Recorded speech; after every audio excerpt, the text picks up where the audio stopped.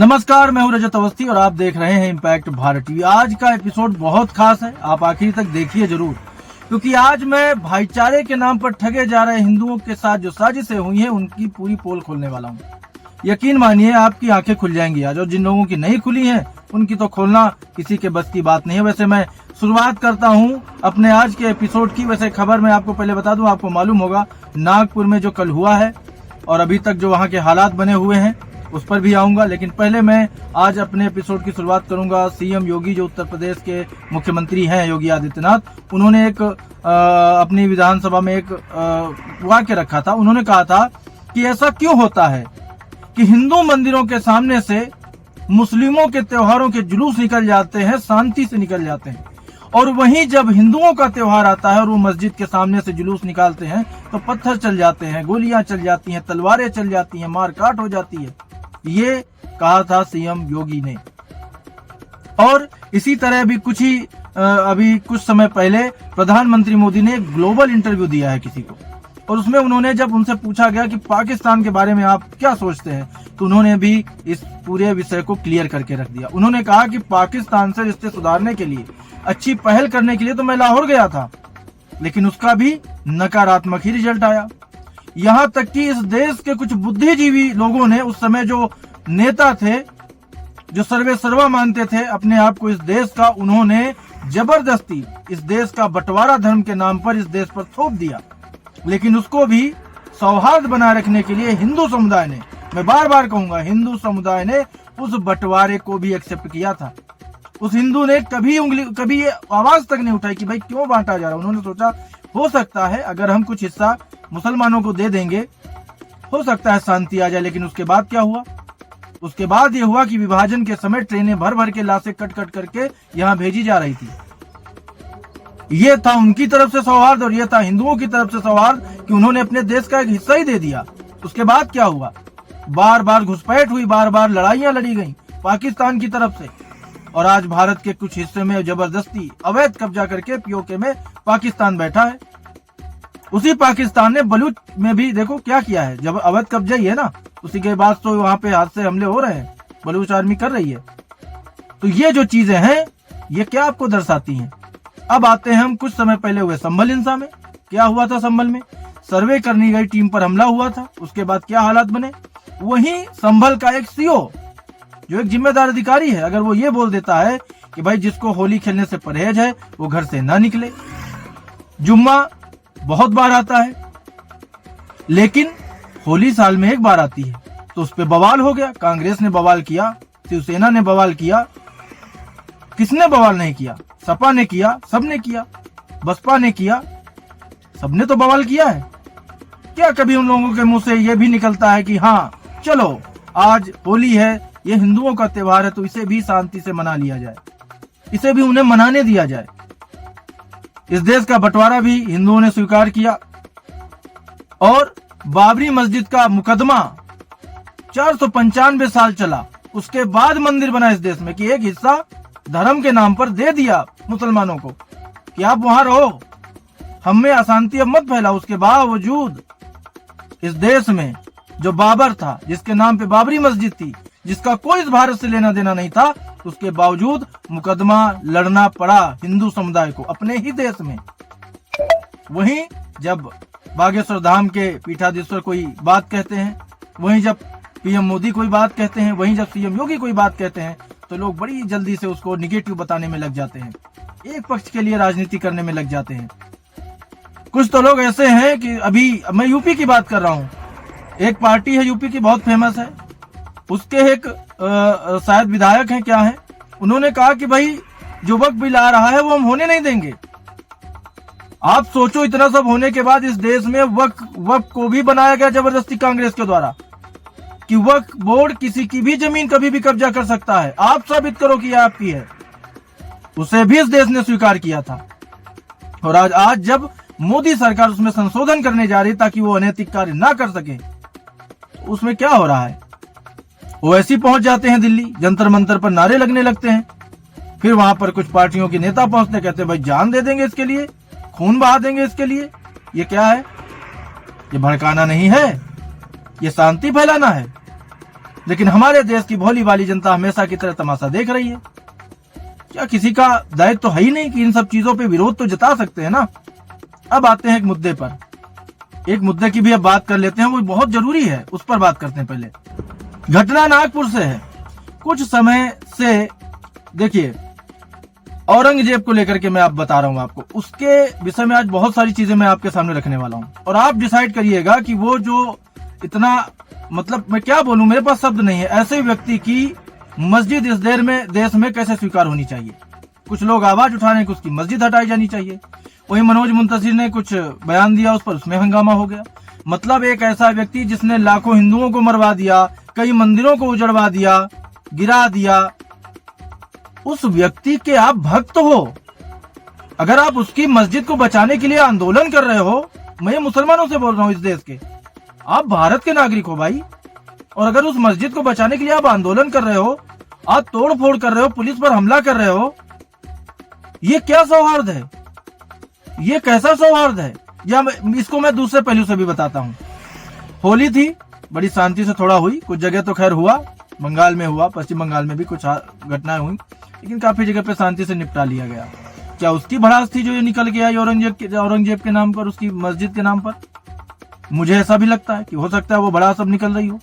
क्या हिंदुओं को इस देश में रहने का, त्योहार मनाने का अधिकार ही नहीं है? कहाँ जाएगा हिंदू, कहाँ चला जाए हिंदू? कोई हिंदू की बात नहीं करना चाहता। आज मैं ये एपिसोड कर रहा हूँ, बहुत सारे लोग बोलेंगे ये चैनल तो हिंदुओं की बात कर रहा है, ये तो समानता की बात ही नहीं करता। समानता कहाँ नहीं रखी गई? आपको एक देश का हिस्सा, एक टुकड़ा दे दिया गया कि आप वहां रहो शांति से, आप फिर भी हमले कर रहे हो भारत के ऊपर, आतंकवादी भेज रहे हो, आप आतंक फैला रहे हो। यहाँ जो लोग हैं वो भी क्या कर रहे हैं? भाईचारे के नाम पर क्या आप भाईचारा निभा रहे हो? क्या आप कहते हो भाई हमारे, अगर हम नमाज पढ़ने जा रहे हैं, हमारे कपड़ों पे रंग गिर जाएगा तो बड़ा गलत हो जाएगा, ये तो हमारा सब बेकार हो जाएगा, ये भाईचारा है आपका? मोहम्मद शमी जो भारत के लिए क्रिकेट खेल रहा था, उसने एक एनर्जी ड्रिंक पी ली मैदान में, उसकी फोटो आ गई, तो एक मौलाना है उस पर चढ़ बैठे, कह रहे कैसा ऐसे हो सकता है, तुम रोजा नहीं रख रहे हो, तुम तो जहन्नुम में जाओगे। मोहम्मद शमी की बेटी ने होली खेल ली, उस पर आपस उस मौलाना ने मचा दी। ये आपका भाईचारा कहाँ से दिख रहा है भाई? मुझे तो नहीं दिख रहा भाईचारा। बाकी टीवी चैनलों को दिख रहा हो तो दिख रहा हो, बाकी मीडिया को दिख रहा हो तो दिख रहा हो भाईचारा। ये भाईचारा हिंदू कब तक संभाल के रखेगा? क्या आवाज नहीं उठाएगा वो? क्या होता चला आ रहा है? मुकदमा लड़ो तो अपना मंदिर बनाओ, उसमें भी वही गलत किया गया, वैसे जैसे लोग आ जाते हैं। वो आदर्श मानते हैं, बताओ, औरंगजेब को आदर्श मानते हैं। वो औरंगजेब जिसने अपने बाप को आखिरी समय तक मार तड़पा के उसकी जान ली, अपने भाई का गला काट दिया, उस औरंगजेब की इस तरह की आवा भगत कर रहे हो आप मरने के बाद। उसने कितना दर्द दिया इस भारत को, जो अपने पूरे खानदान को मिटा के गद्दी पे बैठा हो, उसको आप आदर्श मानते हो? शर्म आनी चाहिए ओवैसी जैसे लोगों को। ये बंटवारे की राजनीति कर कौन रहा है? कोई हिंदू कर रहा है क्या? कोई हिंदू नहीं कर रहा है। हिंदू केवल कंप्रोमाइज करता चला आ रहा है शुरुआत से। ये वक्फ बोर्ड क्या है? वक्फ बोर्ड की क्या जरूरत है? पाकिस्तान में है क्या वक्फ बोर्ड? किसी दूसरी अरब कंट्री में है क्या वक्फ बोर्ड? भारत पे जबरदस्ती वक्फ बोर्ड क्यों थोपा गया? क्यों थोपा गया और क्यों स्वीकार करा जाए उस वक्फ बोर्ड को? उसके खिलाफ कि भाई उसमें संशोधन होगा। अभी पता चला है कि राम मंदिर जो बना था, जिसपे हाहाकार मचा था, लगभग 400 करोड़ का उन्होंने जो है टैक्स दिया है राम मंदिर ने। कौन सी मस्जिद है जो टैक्स देती है भारत में सरकार को? है कोई जवाब? बराबरी की बात तो कर रहे हो आप, इस देश को अपना समझ रहे हो आप। कैसे भाईचारा? कैसे हो भाईचारा कि भाईचारा के नाम पर हिंदू कटते चले जाएं? बांग्लादेश में क्या है, काटे गए ना, सबने वो वीडियो देखे हैं। आपको मैं बता रहा हूं ये सारी चीजें हैं, ये अपराध हो रहे हैं, फिर आदमी भाईचारे की बात करता है कि भाईचारा न बिगाड़ा जाए। कैसे न बिगाड़ा जाए भाईचारा? अब हम आपको पहले नागपुर में हुई घटना की पूरी डिटेल देते हैं, फिर इस पर आगे बात करते हैं आपसे। तो नागपुर में जो घटना हुई है उसकी पहले आपको मैं पूरी जानकारी दे रहा हूं। नागपुर में औरंगजेब की कब्र को लेकर हाल ही में हुए विवाद ने हिंसक रूप ले लिया। ये विवाद 17 मार्च 2025 को शुरू हुआ, जब विश्व हिंदू परिषद और बजरंग दल जैसे संगठनों ने छत्रपति संभाजी नगर, यानी जो पहले औरंगाबाद जिसे कहते थे अब वो संभाजी नगर हो गया है, वो उसके खुलदाबाद में स्थित औरंगजेब की कब्र को हटाने की मांग को लेकर नागपुर के महाल इलाके में विरोध प्रदर्शन किया। प्रदर्शन के दौरान कार्यकर्ताओं ने औरंगजेब का एक प्रतीकात्मक पुतला जलाया। इसके बाद एक अफवाह फैला दी गई कि प्रदर्शनकारियों ने पुतले के साथ एक धार्मिक ग्रंथ जलाया है, मैं उसका नाम नहीं लेना चाह रहा हूँ, वो ग्रंथ जलाया है, जिससे मुस्लिम समुदाय में आक्रोश फैल गया। जानकारी नहीं सही से लेनी है कि हुआ है कि नहीं हुआ, आक्रोश फैल गया, क्योंकि बहाना चाहिए आक्रोशित होने का। इस अफवाह के बाद दो गुटों के बीच तनाव बढ़ गया और शाम को महाल इलाके में हिंसा भड़क उठी।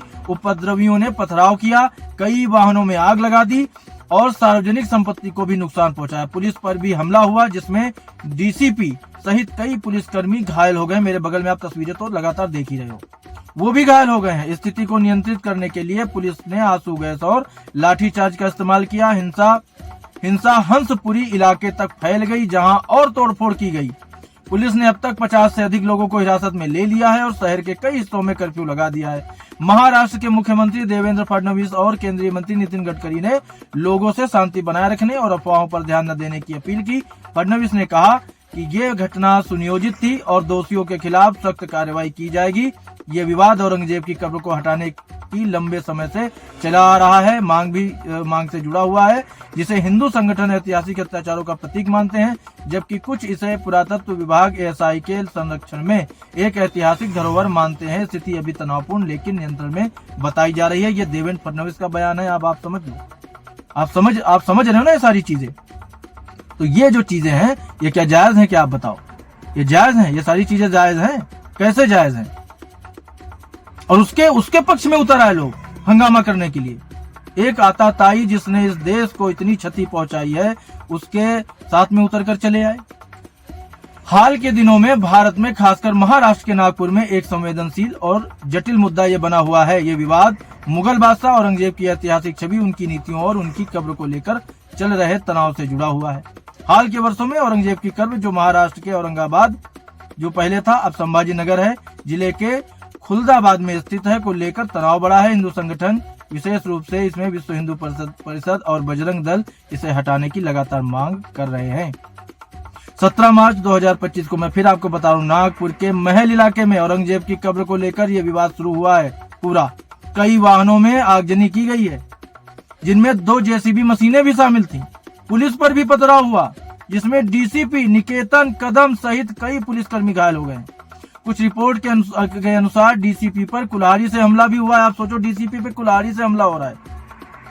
स्थिति को नियंत्रित करने के लिए पुलिस ने आंसू गैस और लाठीचार्ज वहां पर किया। उसके बाद उन्होंने कर्फ्यू लगा दिया है। नेताओं और प्रशासन की बीच में प्रक्रिया है, जैसे मैंने आपको देवेंद्र फडणवीस का बताया वैसे नितिन गडकरी का भी बताया मैंने आपको। पुलिस का भी कहना है कि नागपुर पुलिस ने हिंसा में शामिल लोगों की पहचान शुरू कर दी है और कई लोगों को हिरासत में अभी तक ले लिया गया है, जैसा मैंने अभी आपको बताया। तो ये सारी चीजें वहां पर चल रही हैं, लेकिन नहीं, राजनीतिक दलों ने भी इस मुद्दे को भुनाने की पूरी कोशिश करी है। सब ने कोशिश करी है, कोई छोड़ेगा नहीं। औरंगजेब विवाद का जो इतिहास है ये धर्म और राजनीति के मिश्रण से उपजा हुआ एक जटिल मुद्दा तो है, लेकिन नागपुर की हालिया घटना इस बात का प्रमाण है कि ऐतिहासिक व्यक्तित्वों की व्याख्या आज भी समाज में गहरे विभाजन को जन्म दे सकती है। अब आप समझ लो, लेकिन बात वही आती है कि भाईचारा निभाओ, भाईचारा निभाओ। कैसे? डीसीपी पे कुल्हाड़ी से हमला हो रहा है, भाईचारा कहां से निभाया जाए? सारा ठेका हिंदुओं ने लिया है भाईचारा निभाने का। आप मैं बार बार बोल रहा हूँ, कोई मीडिया इस पर इस तरह से आपको खबर दिखाएगा ही नहीं, न इस तरह से जानकारी देगा जैसे मैं आपको दे रहा हूँ, क्योंकि शर्म आती है। यहाँ तो हिंदू बोलने में खुद को शर्म आती है, माथे पे टीका लगाने से शर्म आती है। यहाँ मुझे अभी नाम नहीं याद आ रहा है, एक जगह है यूपी की है शायद, और वहां पे एक मौलाना पहुंचे कि भाई मुझे मेला लगाना है। और मेला किसके नाम पे लगता था? वो लुटेरा था, उसने मंदिर गिराए थे, उसके नाम पे मेला लगना था। वहां के अधिकारी ने कहा नहीं लगेगा। अब इस पे भी आपत्ति हो जाएगी। वक्फ बोर्ड में संशोधन पे आपत्ति है, हर चीज पे तो भाई साहब आपत्ति है। कहाँ जाए? हिंदू भारत छोड़ दे। अब हिंदू भारत भी छोड़ दे क्या? है कोई दुनिया में जगह जहां हिंदू रह लेगा?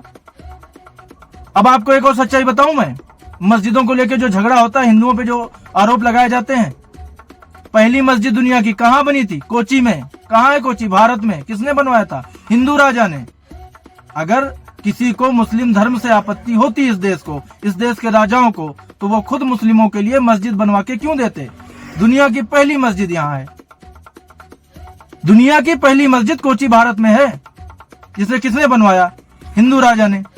फिर भी अरे कितना कंप्रोमाइज करेगा हिंदू? फिर भी भाईचारे के नाम पे हिंदू बदनाम है। अत्याचार भी झेलें, बदनामी भी झेलें, मारकाट भी झेलें। कितने हादसे हुए हैं उनके लोगों को, जरा सा आप बोल दो सीधा तैयार। कोई बोलना ही नहीं चाहता, कोई ना चैनल दिखा रहा है, ना कोई नेता इस पे बयान देगा। सब उसी पक्ष में हो जाएंगे। सही है गलत है कुछ मतलब नहीं, उसी पक्ष में हो गए। ऐसे चलता है क्या देश? ऐसे चलेगा भाईचारा? मुझे बड़ी आपत्ति इन सब चीजों से। मुझे कोई फर्क नहीं, हिंदू मुस्लिम मैं कुछ नहीं मानता। सबको एक होकर के रहना चाहिए, एक दूसरे के धर्म का सम्मान तो करो भाई। अगर आप हिंदुओं को भाई मानते हो तो उनपे जो अत्याचार करके गया, जो बाहरी था, जिसका तुमसे कोई लेना दे, मुगल का मुसलमानों से क्या लेना देना, आप उसे आदर्श मानोगे? ओवैसी उसे आदर्श मानेंगे और इस देश के मुस्लिम ओवैसी को आदर्श मानेंगे। वो कहेंगे गला कटा दो तो कटा देंगे, वो कहेंगे नहीं औरंगजेब सही था तो सही था। और इतिहास पढ़ लो, उसने जो भी कारनामे किए उसने अपने परिवार को नहीं बख्शा। वो हीरो है क्या किसी का? उसे नायक माना जा रहा है, उसके लिए तोड़फोड़ हो रही है, पुलिस पे कुल्हाड़ी से हमला हो रहा है। क्या है ये सब? तो मेरी यही अपील है सरकार से भी, इन चीजों पर कुछ थोड़ा ठोस कदम उठाएं। ऐसे नहीं चलेगा, ऐसे नहीं चलेगा। हिंदू इतना नहीं झेलना चाहिए, हर चीज में बस हिंदू कंप्रोमाइज ना करे। और आप सब भी कम से कम विरोध तो कर ही सकते हो इन सब चीजों का। तो आज की ये बड़ी खबर यहीं तक। इस विषय पे और भी जो भी अपडेट होगी आपसे मिलूंगा मैं जल्द और अधिक जानकारी के साथ। तब तक आप देखते रहिए इम्पैक्ट भारत टीवी।